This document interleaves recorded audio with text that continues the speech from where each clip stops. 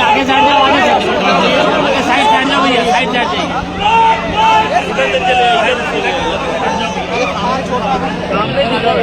आज के न्याय संकल्प सभा स्वाभिमान सभा में मौजूद कांग्रेस पार्टी के धीरे श्रीवास्तव जी, शत्रुघ्न सोनकर जी, आरपी यादव जी, संचालन कर रहे सैयदुल हसन साहब और आपके अपने चहेते मोहतरम इलियास मन्नी साहब, आज के इस कार्यक्रम को सजाने संवारने में पूरी मेहनत करने वाले हमारे शायर बिरादरी के दोस्त मारूफ रायबरेलवी साहब, अल्पसंख्यक विभाग के जो भी हमारे साथी राष्ट्रीय पदाधिकारी, उत्तर प्रदेश अल्पसंख्यक विभाग के जो साथी खड़े हैं, और यहाँ बड़ी तादाद में रायबरेली और इतराफ के जो लोग हाजिर हैं, मैं सबका शुक्रिया अदा करता हूँ आपकी आमद का। बहुत दिन से इंतजार कर रहा था कि इस इलेक्शन में आपसे आऊंगा, मुलाकात करूंगा। इसी मैदान में असेंबली इलेक्शन में आया था तो मैं सोच रहा था कि आऊंगा, फिर आपसे मुलाकात होगी। रायबरेली बड़ी तारीखी सरजमीन है, मरहूम अली मियां साहब रहमतुल्लाह अलैह की सरजमीन है, आचार्य द्विवेदी जी की सरजमीन है। आपसे अगले 20-25 मिनट थोड़ी सी गुफ्तगू करना चाहता हूं। ये जो सियासत की दुनिया है, खुद में एक पहेली है। ये जो सियासत की दुनिया है, खुद में एक पहेली है। क्या बतलाएं कितनी मुसीबत, कितनी साजिश झेली है। क्या बतलाएं कितनी साजिश, कितनी मुसीबत झेली है। और अगली जो दो लाइनें, उस पे आपकी तालियों का शोर दिल्ली तक जाना चाहिए, जो मैं पढ़ने जा रहा हूं कि ये जो सियासत की दुनिया है, खुद में एक पहेली है। क्या बतलाएं कितनी साजिश, कितनी मुसीबत झेली है। आज यहाँ का चप्पा चप्पा एक ही सुर में बोल रहा। आज यहाँ का चप्पा चप्पा एक ही सुर में बोल रहा। रायबरेली के राहुल, राहुल की रायबरेली है। रायबरेली के राहुल, राहुल की रायबरेली है। आज यहाँ का चप्पा चप्पा एक ही सुर में बोल रहा। रायबरेली के राहुल, राहुल की रायबरेली है। रायबरेली के राहुल, राहुल की रायबरेली है। मेरी आंखों के सामने हजारों की तादाद में रायबरेली के जिंदा दिल लोग मौजूद हैं। यहाँ बुजुर्ग हैं, माएं हैं, नौजवान साथी हैं, बहनें हैं, और खुशी की बात यह है कि बिल्कुल नई नस्ल छतों तक पे यहाँ बैठी है। मैं अगले 20-25 मिनट आपसे थोड़ी संजीदा गुफ्तगू करना चाहता हूं। मेरे भाई, अगर आपको लगता है कि 20 मई को जो लोकसभा का आपके लोकसभा क्षेत्र में चुनाव है, वो सिर्फ एक सांसद चुनने का चुनाव है, तो गलतफहमी के शिकार हैं आप। अगर आपको यह लगता है कि आप जाकर के ईवीएम का बटन दबा के सिर्फ एक मेंबर आप पार्लियामेंट चुनेंगे, तो गलत। यह चुनाव दो विचारधाराओं के बीच में है। एक तरफ वो ताकतें खड़ी हैं जो खुलेआम मंचों से यह कह रही हैं कि हमें बहुमत दो, क्योंकि हमें भारत का संविधान बदलना है। चाहे वो नरेंद्र मोदी जी के साथी अनंत हेगड़े हो, ज्योति मिर्धा हो, लल्लू सिंह हो, या फिर उनके पोस्टर बॉय अरुण गोविल हो। उनके पिछले एक महीने के भाषण उठा करके देखिए, पूरी बेशर्मी के साथ उनके भाषणों में यह बात शामिल है कि हमें बहुमत दो क्योंकि हमें संविधान बदलना है। एक तरफ नरेंद्र मोदी जी खड़े हैं जिनके सहयोगी ये कह रहे हैं कि हमें संविधान बदलना है, और एक तरफ राहुल गांधी खड़े हैं जो ये कह रहे हैं कि मेरे जिस्म में जब तक एक भी सांस बाकी है न तो हम भारत के संविधान पर आंच आने देंगे, न भारत के लोकतंत्र पर आंच आने देंगे। ये लड़ाई बहुत बड़ी है, ये लड़ाई बहुत अहम है। रायबरेली वालों, इस जरूरी लड़ाई में रायबरेली ने राहुल को चुना है और राहुल ने रायबरेली को चुना है। किसी मां के लिए कितना मुश्किल होता होगा कि इंतखाब करना, कि इस मुश्किल लड़ाई में अपने बेटे को मोर्चे पर कहां से भेजे। लेकिन सोनिया गांधी जी से जो आपका जज्बाती रिश्ता है, सोनिया जी को रायबरेली की मिट्टी के जर्रे जर्रे पर इतना यकीन है, इतना एतबार है कि ऐसे वक्त में जब पूरी सरकारी मशीनरी चुनाव लड़ रही हो, ऐसे वक्त में जब सिर्फ भाजपा चुनाव नहीं लड़ रही है बल्कि ईडी, सीबीआई, आईटी जितनी एजेंसियां हैं वो सब मिलकर चुनाव लड़ रही हो, ऐसे वक्त में सोनिया गांधी जी ने अपने चश्मे चिराग को यह कहकर के रायबरेली के हवाले किया है कि रायबरेली वालों, अब आपका राहुल आपके हवाले है। मैं पूरे हिंदुस्तान के अलग अलग सूबों में चुनाव प्रचार करता हुआ यहां पहुंचा हूं। रात महाराष्ट्र में था, मुंबई में, उससे पहले बंगाल में था, बिहार में था, राजस्थान में था, केरल में था, आंध्र प्रदेश में था, जम्मू कश्मीर में था, उत्तराखंड में था। मैं यहां खड़ा होकर के पूरी जिम्मेदारी से रायबरेली को बताना चाहता हूं कि टीवी चैनल वाले चाहे जो माहौल बनाए, लेकिन जमीनी सच्चाई यह है कि टीवी चैनल भले ही नरेंद्र मोदी जी को चुनाव जिता रहे हो, लेकिन जमीन पर जनता इंडिया गठबंधन को, कांग्रेस पार्टी को चुनाव जिता रही है। मैं पूरे देश में इस बात को देख करके अपनी आंखों से तब आपके दरमियान आया। आपने इस बात को महसूस भी किया होगा, आजकल प्रधानमंत्री जी बड़ी बहकी बहकी बातें कर रहे हैं। कब क्या बोल रहे हैं, सुबह इंटरव्यू में कुछ और बोलते हैं, अगले 2 घंटे बाद भाषण में कुछ और बोलते हैं। ये जो भाषा लड़खड़ाई है, ये जो चेहरा निस्तेज हो गया है, ये जो जमीन खिसक गई है पैर के नीचे, इस आहट को महसूस करो रायबरेली वालों। आने वाले दिनों में 4 जून को जब हिंदुस्तान में लोकसभा चुनाव का रिजल्ट आएगा तो रायबरेली ही नहीं पूरा हिंदुस्तान देखेगा कि राहुल गांधी जी ने जो भविष्यवाणी की है, राहुल गांधी जी ने जो भविष्यवाणी की है वो कितनी सच साबित हुई है। राहुल गांधी जी ने पिछले दिनों जब प्रेस कॉन्फ्रेंस में यह कहा था, रामलीला मैदान में खड़े होकर के यह कहा था इंडिया गठबंधन की पहली रैली में कि इस लोकसभा चुनाव में भारतीय जनता पार्टी 180 सीट का आंकड़ा नहीं पार करेगी, नहीं पार करेगी, नहीं पार करेगी। अब अगर राहुल गांधी जी ने कहा है तो इसे पत्थर की लकीर समझा जाए, क्योंकि जब प्रधानमंत्री जी 2018 में कोरोना आने से पहले इंडिया गेट के सामने अल्पसंख्यक विभाग की प्रदर्शनी में बाटी चोखा खा करके फोटो पोस्ट कर रहे थे, तब राहुल गांधी ने कहा था कि देश में कोरोना की सुनामी आने जा रही है। आप अंदाजा लगाइए कि आपका नेता कितना विजनरी है, कितना दूरदर्शी है। जब इन्होंने जीएसटी लगाई, जब इन्होंने नोटबंदी की, तब राहुल गांधी जी ने कहा कि देश की अर्थव्यवस्था की कमर टूटने जा रही है।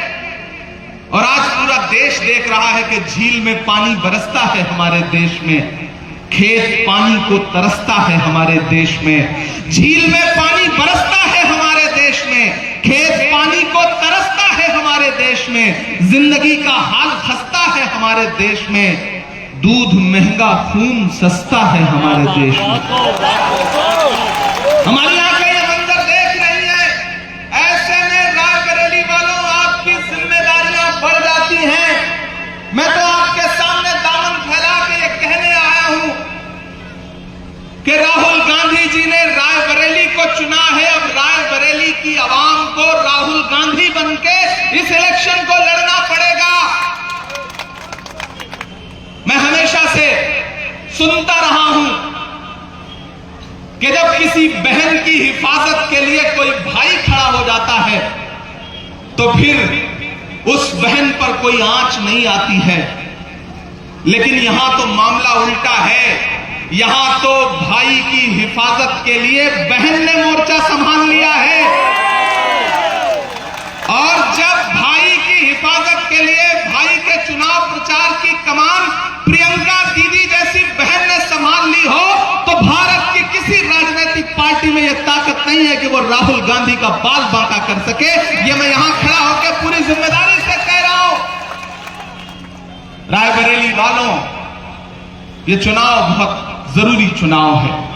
एक तरफ वो ताकतें खड़ी है जो कह रही है हिंदू मुस्लिम मंदिर मस्जिद, हिंदू मुस्लिम मंदिर मस्जिद, और एक तरफ वो नेता खड़ा है जो कह रहा है कि 4 जून को हमारी सरकार बनाओ दिल्ली में। 15 अगस्त से पहले इस देश के 30 लाख युवाओं को एक झटके में नौकरी देने का काम करेंगे हम। कौन कह रहा है? ये राहुल गांधी कह रहे हैं। एक तरफ क्या कहा जा रहा है? नफरत की बातें, एक तरफ मोहब्बत का पैगाम। एक तरफ मोदी जी भाषणों में अडानी का टेम्पो ढूंढ रहे हैं, अंबानी का ऑटो रिक्शा ढूंढ रहे हैं, और एक तरफ राहुल गांधी क्या कह रहे हैं कि हमारी सरकार बनते ही इस देश की हर गरीब परिवार की महिला के खाते में महालक्ष्मी योजना के तहत साल में 1 लाख रुपया अकाउंट में खटाखट दिया जाएगा। आप सोचो कि ये इलेक्शन कितना जरूरी इलेक्शन है। आपने तो सिर्फ इन 2 योजनाओं के बारे में सुना है। मेरी खुशनसीबी है कि मैं कांग्रेस पार्टी का सांसद हूं और मैनिफेस्टो कमेटी का सबसे कम उम्र का सदस्य भी हूं। जो मैनिफेस्टो बना है, मैं उस कमेटी का सदस्य हूं। मैंने वहां आपकी नुमाइंदगी की है, आपकी आवाज बन के बोला हूं। इस देश के युवाओं की, इस देश के अल्पसंख्यकों की, इस देश की महिलाओं की आवाज बन के मैंने उसमें पॉइंट रखवाए हैं। वो मैनिफेस्टो और जानते हैं क्या कह रहा है?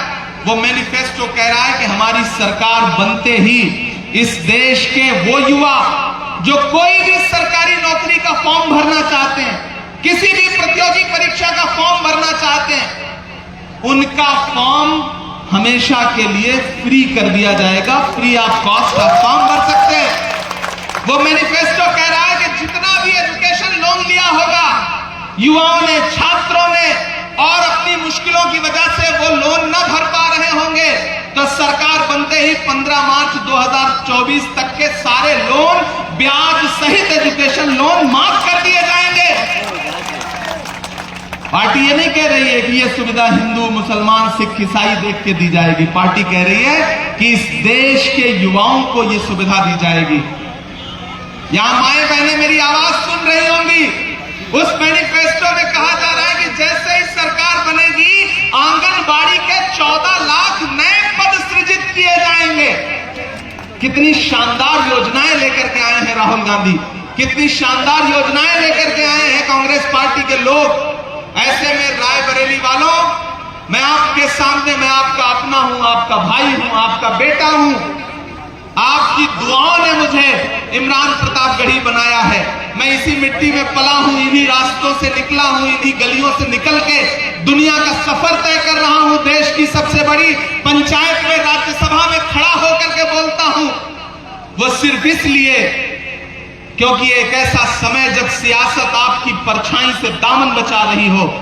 मेरी बात को बहुत संजीदगी से सुनना रायबरेली वालों, और मेरे इस संदेशे को पहुंचाना कि एक ऐसा समय जब सियासत आपकी परछाई से दामन बचा रही हो, ऐसे में प्रतापगढ़ की गलियों से, प्रतापगढ़ के गांव से निकले एक बेटे का हाथ पकड़ के राहुल गांधी ने कहा कि 34 साल की उम्र में देश की सबसे बड़ी संसद में, राज्यसभा में बैठो और वहां मजलूमों के लिए आवाज उठाओ। यह एहसान है राहुल गांधी जी का, कांग्रेस पार्टी का, सोनिया जी का, प्रियंका जी का।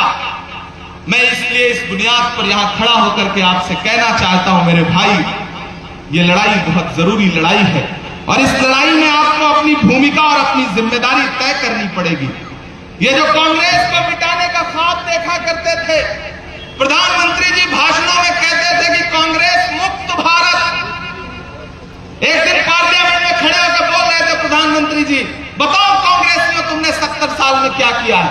इस तरफ खड़गे जी बैठे थे, पलट के मेरी तरफ बोले इमरान मत बताना, जो बताओगे ये उसको भी बेच देंगे, इनका काम सिर्फ बेचने का है।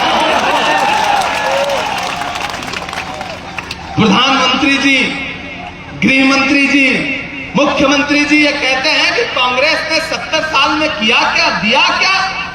अरे मैं तो खड़ा होकर के यहां कह रहा हूं कि भाजपा के नेताओं, आप हमसे हमारे 70 साल का हिसाब मांगते हो।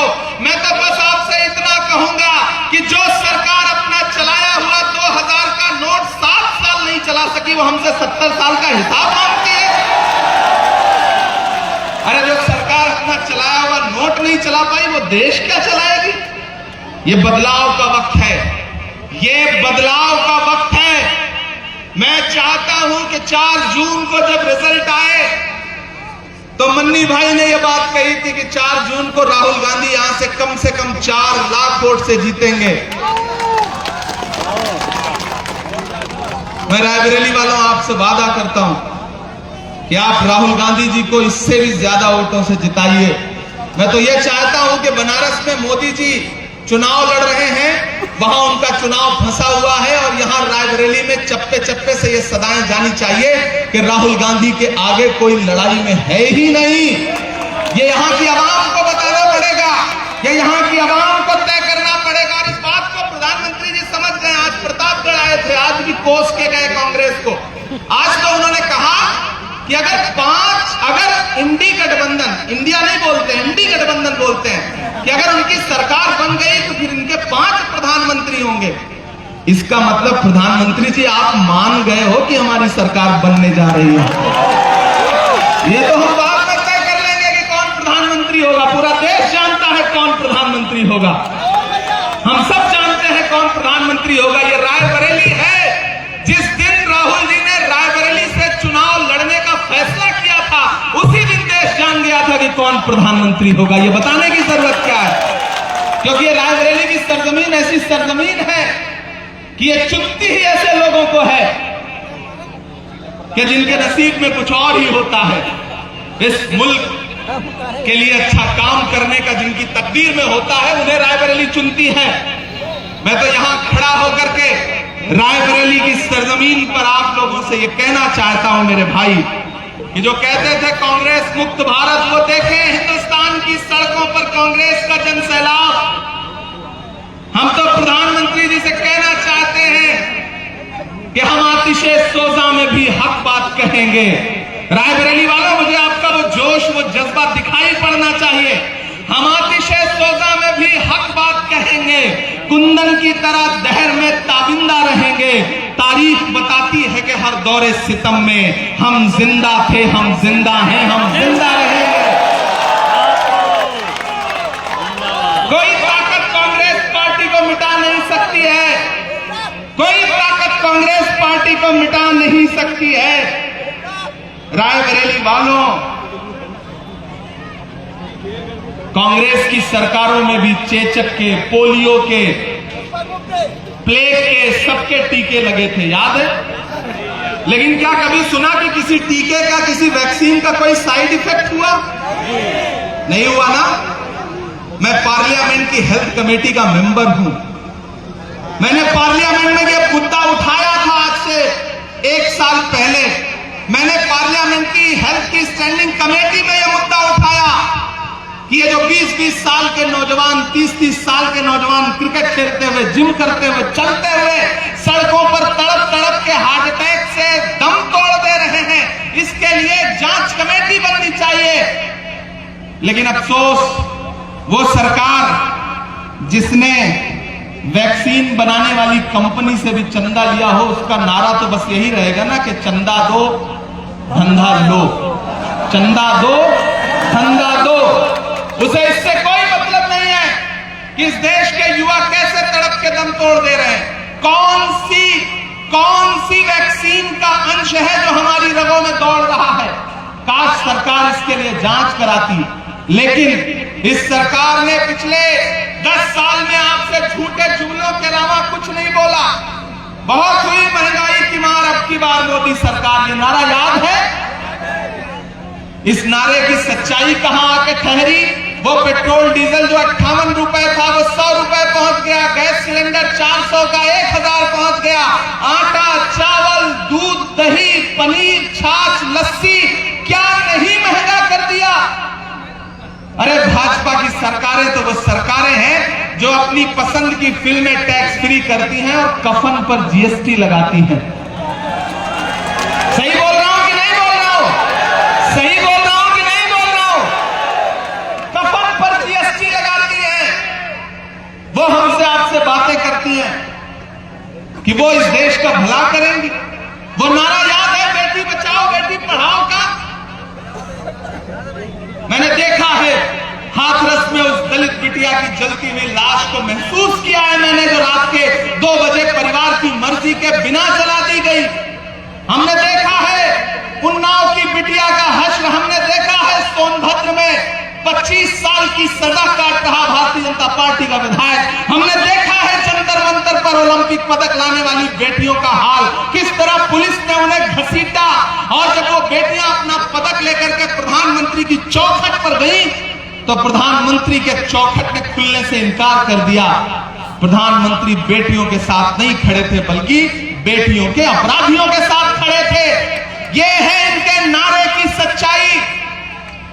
ऐसे में रायबरेली वालों, फैसला आपको करना है।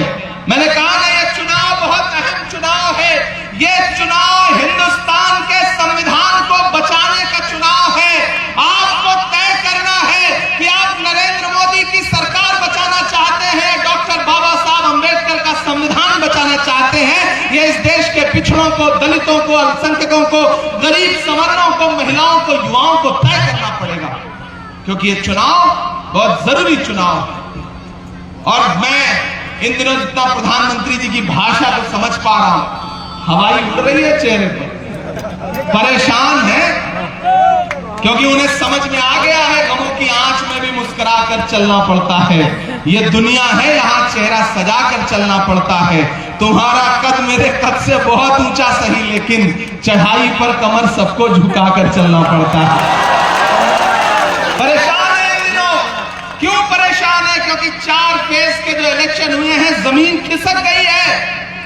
पूरे भारत में एक नारा गूंज रहा है। मैं कन्याकुमारी से कश्मीर तक चुनाव प्रचार करके यहां पहुंचा हूं।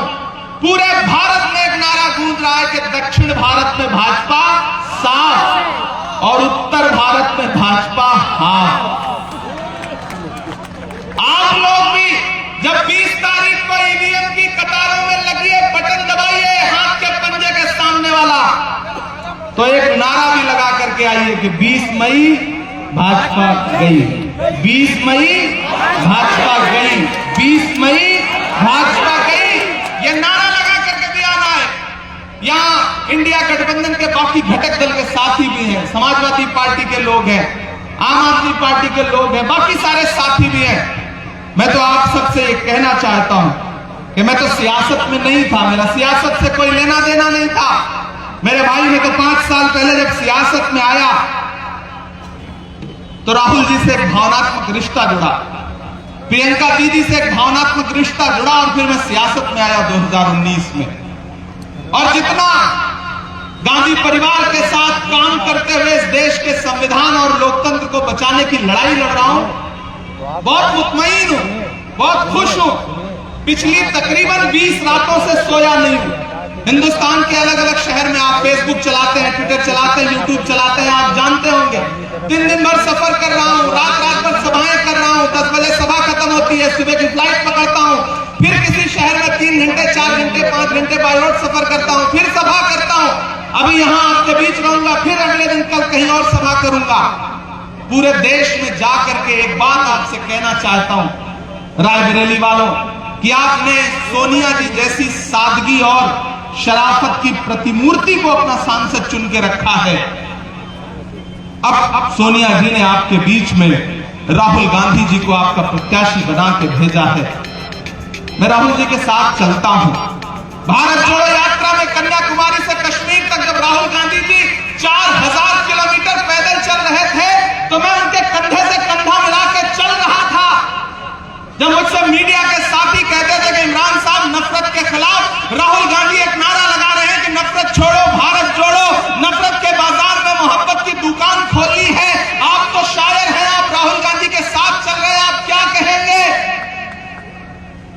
तब मैं शेर पढ़ देता था कि जो हर जालिम से टकराएगी वो आंधी बनाऊंगा, जो हर जालिम से टकराएगी वो आंधी बनाऊंगा, नए अंग्रेज आए हैं नया गांधी बनाऊंगा।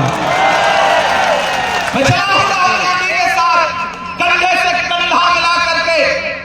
मेरा कभी कभी मन करता है, मैं उनसे बड़ा मेरा भावनात्मक रिश्ता है, बड़ा जज्बाती रिश्ता है उस परिवार से।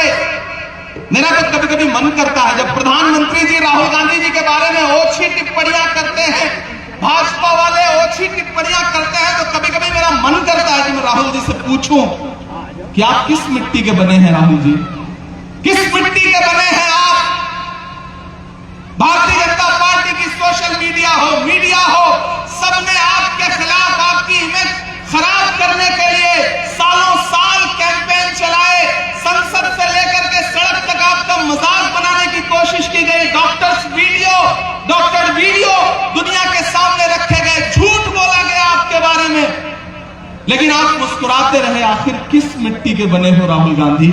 मेरा कभी कभी दिल करता है मैं उनसे पूछूं कि आप किस मिट्टी के बने हो राहुल गांधी? कि आपके पूर्वजों ने इस देश को संविधान दिया, लोकतंत्र दिया, और एक दिन आपने जब देश की पार्लियामेंट में खड़े होकर के अडानी के मुद्दे पर सवाल पूछा तो पूरी मशीनरी लगा दी गई और आपको संसद से निकाल दिया गया। आप फिर भी मुस्कुराते रहे। आप किस मिट्टी के बने हो राहुल गांधी? मेरा दिल करता है मैं कभी कभी राहुल गांधी से पूछूं कि जिसके पूर्वज ने, पंडित जवाहरलाल नेहरू ने इस देश को हजारों करोड़ रुपए का अपना घर आनंद भवन दान कर दिया, उसी परिवार के वारिस से नरेंद्र मोदी जी ने सांसद आवास की चाबियां वापस ले ली महज 1 महीने के अंदर। बेघर करने की इतनी जल्दी थी उनको, और वो शख्स मुस्कुराता हुआ चाबियां दे करके चला आया। मेरा दिल करता है कि मैं कभी कभी पूछूं आप किस मिट्टी के बने हो राहुल गांधी? जब वो 4000 किलोमीटर चल रहे थे तो मैं उनके साथ चला हूं। मैं रायबरेली में खड़ा होकर के रायबरेली की आवाम से ये कहना चाहता हूं कि अरे आप तो इस बात पर ईमान रखते हो ना कि मजदूर का पसीना सूखने से पहले उसकी मजदूरी उसे दे देनी चाहिए। रखते हो ना इस बात पर ईमान? मजदूर का पसीना सूखने से पहले उसकी मजदूरी उसे दे देनी चाहिए। मैंने देखा है राहुल गांधी का बहता हुआ पसीना कन्याकुमारी से कश्मीर तक, मणिपुर से मुंबई तक। मैंने देखा है राहुल गांधी के पैर के छाले। मैं यहां एनआईसी ग्राउंड में खड़ा होकर के रायबरेली की आवाम से राहुल गांधी की मजदूरी मांगने के लिए आया हूं, क्योंकि न तो अभी वो पसीना सूखा है, न वो पैर के छाले सूखे हैं।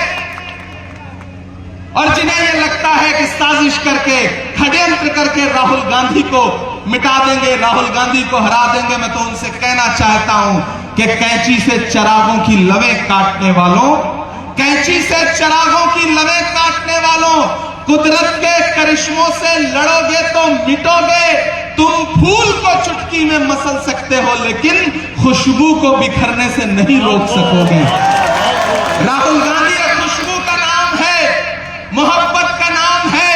राहुल गांधी पर इतना हमला किया प्रधानमंत्री जी ने, लेकिन राहुल गांधी मुस्कुराते रहे और नारा लगाते रहे कि नफरत के बाजार में मोहब्बत की दुकान खोलनी है। प्रधानमंत्री कहते हैं राहुल गांधी तो शहजादे हैं, सुना है आपने उनका बयान। इस बीच भी कहते हैं, यहां संजय कपूर जी बैठे, हमारे दोस्त आरिफ हैं, सैफ हैं, धीरज यादव जी हैं। प्रधानमंत्री जी कहते हैं कि राहुल गांधी तो शहजादे हैं। मेरा तो मन करता है कि मैं प्रधानमंत्री जी से पूछूं कि कन्याकुमारी से कश्मीर तक एक टी शर्ट, एक ट्राउजर में अपने पैर के छालों की परवाह किए बगैर लाखों लोगों को अपने गले से लगाता हुआ एक इंसान निकलता है। वह इस देश के किसानों के साथ खड़ा है, युवाओं के साथ खड़ा है, मणिपुर की बेटियों के साथ खड़ा है। अगर शहजादे ऐसे होते हैं तो हम ऐसे शहजादों को मोदी जी पलकों पर बिठाएंगे, पलकों पर। आप राहुल गांधी को शहजादा कहते हैं और खुद को फकीर बताते हैं। वो फकीर जो 10 लाख रुपए का सूट पहनता है, मोबाडो का चश्मा पहनता है, मोबाडो की घड़ी पहनता है, 8,500 करोड़ के जहाज में दुनिया के चक्कर लगाता है और फिर भाषण देता है कि हम गरीबी खत्म करेंगे। अरे प्रधानमंत्री जी, गरीबी को मिटा देने की बातें सिर्फ बातें हैं। जो खुद दौलत के भूखे हैं गरीबी क्या मिटाएंगे। गरीबों का लहू तो आपकी कारों का डीजल है, गरीबी मिट गई तो आप क्या रिक्शा चलाएंगे। हमें पता है आपका मकसद गरीबी मिटाना नहीं है, आपका मकसद इस देश से गरीबों को मिटाना है और उद्योगपतियों के खजाने भरने हैं। मैं यहां किला बाजार में खड़ा होकर के, रायबरेली में खड़ा होकर के आपसे आखिर में यह कहना चाहता हूं, आखिर में शायरी भी सुनाऊंगा, नहीं तो आप कहेंगे कि सिर्फ भाषण सुना के गया। ऐसा नहीं करूंगा, आपके साथ में अन्याय नहीं करूंगा, ये वादा कर रहा हूं। लेकिन पहले वो जरूरी बात आपसे कहना चाहता हूं कि भाजपा के नेता आपके बीच में आएंगे, झूठ बोलेंगे, उनके झूठ पर एतबार मत करना। और परसों तो प्रधानमंत्री जी रो भी दिए, हालांकि 3-4 दिन पहले राहुल गांधी जी ने कहा था कि अब आखिरी हथियार रोना है, किसी मंच पर रोएंगे। तो प्रधानमंत्री जी एक चैनल को इंटरव्यू देते देते भावुक हो गए, रोने लगे। मुझसे मीडिया के साथी ने कहा कि इमरान साहब आप तो शायर हैं, आज तो प्रधानमंत्री जी भावुक हो गए, आप क्या बोलेंगे। मैंने कहा भाई मुझे तो एक शेर याद आ रहा है कि वो अब तिजारती पहलू निकाल लेता है, मैं कुछ कहूं तो तराजू निकाल लेता है। मैं इसलिए भी तेरे फन की कद्र करता हूं, तू झूठ बोल के आंसू निकाल लेता है। बड़े अदाकार हैं वो, अमिताभ बच्चन जी से भी बड़े अदाकार हैं प्रधानमंत्री जी, इसमें कोई दो राय नहीं। मैं उनकी अदाकारी की कद्र करता हूं, लेकिन अदाकारों के हाथ में देश नहीं दिया जाता है। देश चलाने के लिए एक विजनरी इंसान चाहिए, एक सच्चा इंसान चाहिए, जो ये कह रहा हो कि हम मनरेगा के मजदूरों की दैनिक जो न्यूनतम वेतनमान है उसको बढ़ा करके 400 रुपए करेंगे, जो ये कह रहा है कि हम इस देश के श्रमिकों के साथ न्याय करेंगे, युवाओं के साथ न्याय करेंगे, जो एक मैनिफेस्टो में कह रहा है कि आप लोग खेलना चाहते हैं, वो युवा जो अच्छा खेलना चाहते हैं, स्पोर्ट्स करना चाहते हैं, उनके लिए हर महीने 10,000 रुपए की स्पोर्ट की स्कॉलरशिप देने की बात कर रही है कांग्रेस पार्टी। ऐसे में रायबरेली वालों, फैसला तो आपको करना पड़ेगा, और फैसला करने के लिए मुझे आपसे बस ये कहना है कि मेरे भाई, इस चुनाव में सिर्फ वोट देने भर से काम नहीं चलेगा। आपसे एक छोटी सी शिकायत भी कर रहा हूं, आप जब सुबह चाय की दुकान पे बैठते हैं तो 2 मिनट में चीफ मिनिस्टर बदल देते हैं, और फिर जब चाय खत्म होने लगती है तो खत्म होते होते देश का प्राइम मिनिस्टर बदल देते हैं, क्योंकि आप रायबरेली के लोग हैं। आपने तो अपने आंगन में प्रधानमंत्री और बड़े बड़े मंत्री देखे हैं, लेकिन इस बार आपको उससे आगे 2 कदम जाना पड़ेगा। आप वोटिंग के दिन आपको लगता है कि यार राहुल गांधी जी तो जीत ही रहे हैं, कौन जाए बूथ पर, गर्मी बहुत होगी, लाइन बड़ी लंबी होगी। नहीं, अपने एक एक वोट की अहमियत समझो। 20 तारीख को सुबह घर में चाय बनी है या नहीं बनी है इसका इंतजार मत करो, नाश्ता किया है या नहीं किया है इसका इंतजार मत करो, क्योंकि दुनिया की बड़ी से बड़ी क्रांति भूखे पेट होती है। तो ये इंतजार मत करो कि खाना खा के जाना है, बस ये इंतजार करो कि सुबह हो, वोटिंग मशीन शुरू हो और बूथ पर जाओ, अपने दोस्तों को, रिश्तेदारों को, सबको लेके जाओ और अपना एक एक वोट हाथ के पंजे के सामने वाले बटन पर दबा करके आओ। आपका वोट सिर्फ राहुल गांधी जी को नहीं मिलेगा। मैं राहुल गांधी जी के लिए वोट मांगू, मेरी इतनी भी साथ नहीं है, आप तो देंगे ही। बस मुझे ये कहना है कि आपका वोट सिर्फ राहुल गांधी जी को नहीं मिलेगा, डॉक्टर बाबा साहब अंबेडकर जी के सच्चे अनुयायी मल्लिकार्जुन खड़गे जी को मिलेगा, आपकी पुरानी सांसद, आपके परिवार की सदस्य श्रीमती सोनिया गांधी जी को मिलेगा, आपकी बहन प्रियंका गांधी जी को मिलेगा, आपका दिया गया एक एक वोट अखिलेश यादव को मिलेगा, आपका दिया गया एक एक वोट इमरान प्रतापगढ़ी पर पर्सनल एहसान होगा। ये दामन फैला के आपसे कहने आया हूं मेरे भाई कि मेरे जैसा कोई नौजवान इस देश की संसद में पहुंचने का शायद सपना भी बड़ी मुश्किल से देख पाता, लेकिन राहुल गांधी जी ने इतनी कम उम्र में आपके बेटे को, आपके भाई को, आपके बीच के एक इंसान को जो आपके मुद्दों पर लड़ता रहा है, उसको सीधे इस देश की पार्लियामेंट में पहुंचाया। और मैं आपसे वादा करता हूं, न मैंने इससे पहले आपको कभी निराश किया है, मायूस किया है, ना आगे कभी करूंगा। चाहे इस देश की सड़कें हो या इस देश की संसद हो, इमरान प्रतापगढ़ी आपके मुद्दों पर आवाजें बोलता रहेगा, लड़ता रहेगा अपनी आखिरी सांस तक, क्योंकि मैं इसलिए जिंदा हूं कि मैं बोल रहा हूं। दुनिया किसी गूंगे की कहानी नहीं लिखती। मैं बोलूंगा, मैं लड़ूंगा आपके लिए, ये मैं आपसे वादा कर रहा हूं। मैं चाहता हूं कि आप मुझसे ये वादा करें कि आप अपना एक एक वोट लेकर के घर के बाहर निकलेंगे, दोस्तों को, रिश्तेदारों को, सबको फोन करें और एक एक वोट राहुल गांधी जी के लिए घर से लेकर के निकलें। आखिर में आपको एक नज्म सुनाऊंगा, जब तक नहीं सुनाऊंगा तब तक मजा नहीं आएगा। अभी गृह मंत्री जी आए थे और ये कह के गए रायबरेली में कि ऐसा होने जा रहा है, वैसा होने जा रहा है। मैं तो 4 मिसरे पढ़ रहा हूं कि दायरे में सिमट के आएगा। इधर जो लोग खड़े हैं, उधर जो लोग खड़े हैं, जो छतों पर हैं, इलेक्शन सिर्फ वोट देने का नाम नहीं है, इलेक्शन सपोर्ट देने का भी नाम है। आपका जोश, आपका जज्बा, आपका हौसला ताकत है हमारी। हम आपसे ताकत मांगने के लिए आए हैं, वोट मांगने तो आए ही आए हैं। तब हम आपकी मोहब्बत की बुनियाद पर यह कह रहे हैं कि दायरे में सिमट के आएगा, हर रवायत से हट के आएगा। मेरी ये पंक्तियां पहुंचाइएगा राहुल जी तक और पहुंचाइएगा नरेंद्र मोदी जी तक भी कि दायरे में सिमट के आएगा, हर रवायत से हट के आएगा। आंधियों को जरा खबर कर दो, तैयार रहना रायबरेली वालों, आंधियों को जरा खबर कर दो, शेर वापस पलट के आएगा, शेर वापस पलट के आएगा। याद है 2014 का भाषण भाइयों बहनों, देश के खजाने की चाबी मेरे हाथ में सौंप दो, मैं देश नहीं बिकने दूंगा। मैंने पार्लियामेंट में भी ये सवाल पूछा, यहां भी पूछ रहा हूं कि कहां सोया है चौकीदार, कहां सोया है चौकीदार। मोबाइल की लाइट जल सकती है आपकी? अगर जल सकती है तो सब कोई जलाइए। कहां सोया है चौकीदार, कहां सोया है चौकीदार। विजय माल्या नाक के नीचे से हो गया फरार, कहां सोया है चौकीदार, कहां सोया है चौकीदार। कि चाय बेचने वाला, ऐसे कमजोर ताली में सुनोगे तो काम नहीं चलेगा। रायबरेली किस झंडे के लिए जाना जाता है मुझे दिखाई पड़ना चाहिए कि चाय बेचने वाला पूरा भारत बेच रहा है। इसी काम में हासिल से महारत बेच रहा है कि रेल बिक गई, तेल बिक गया, बिका हवाई अड्डा।